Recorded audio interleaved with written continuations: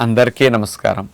యోగాసనాలు చేసేటప్పుడు బాగా వంగాలన్నా, సరిగా అందాలన్నా, బాగా మెలి తిప్పాలన్నా, ఫ్లెక్సిబిలిటీ బాగా ఉండాలంటే 2 విషయాల పట్ల మీరు శ్రద్ధ పెట్టాలి. ఒకటి, ఆహార విషయంలో ఉప్పు మోతాదు పెరిగే కొద్దీ శరీరం బిగింపు, టైట్నెస్ జాయింట్స్లోను, మజిల్స్లోను అన్నిట్లోనూ పెరుగుతుంది. ఎంత ఉప్పు తగ్గిస్తే అంత ఫ్లెక్సిబిలిటీ పెరుగుతుంది. ఉప్పుకి ఫ్లెక్సిబిలిటీకి దగ్గర సంబంధం ఉంది. దానికి ఒక ఎగ్జాంపుల్ నేను చెప్తాను. మనకి మిరపకాయలు, చేపలు ఉప్పులో ఊరేసి ఎండపెడతాం.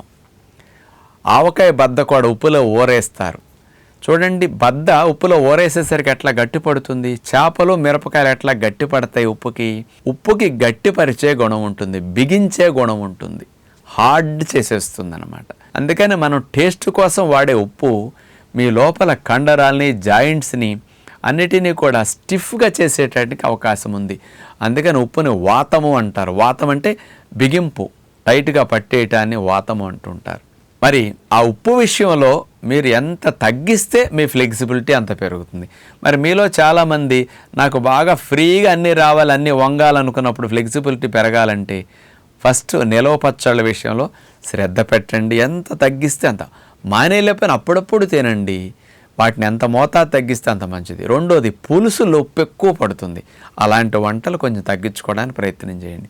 మీరు కావాలని ఇంట్లో ఉప్పు తగ్గినప్పుడు కొద్దిగా వేసుకుంటుంటారు, అట్లాంటి అలవాటు మానేయండి. ఉప్పు ఎక్కువగా ఉండే కొన్ని పదార్థాలు బయట ప్యాకెడ్ ఫుడ్స్ అమ్ముతుంటారు, అలాంటివి కొనుక్కోవటం మానేసి మొక్కజొన్న కండికి ఉప్పు, నేరేడుకాయలు ఉప్పు, పుచ్చకాయ ముక్కల మీద ఉప్పు, ఈ జాంకాయలు ఉప్పు, కారాలు ఇట్లాంటి వాటిని మానేసి ఉప్పు వాడకం తగ్గిస్తే మీ ఫ్లెక్సిబిలిటీ పెరుగుతుంది. ఇది ఒకటి చేయండి. రెండవది, సాయంకాల పూట ఆహారంలో ఉడికిన వాటిని తినకుండా ఫ్లెక్సిబిలిటీ పెరగాలన్నా, ఉదయం పూట ఫ్రీగా మోషన్ అవ్వాలన్నా, మార్నింగ్ యోగాకి మీకు తెల్లవారుజామున మెలకువ రావాలన్నా 6 గంటలకు 7 గంటల లోపు తినే ఆహారం డిన్నర్గా భావించి ఫ్రూట్స్, విత్తనాలు లాంటివి తినండి.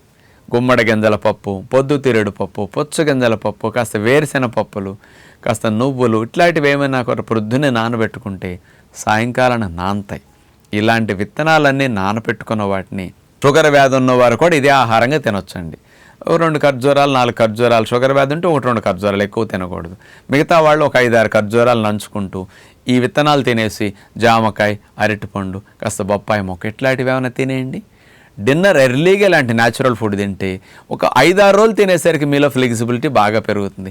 పొట్టా ప్రేగులు చాలా ఫ్రీగా అనిపించి ఇంతకుముందు కంటే ఆసనాలు చాలా బాగా వస్తున్నాయి అనిపించడానికి ఈ టెక్నిక్ ఉపయోగపడుతుంది.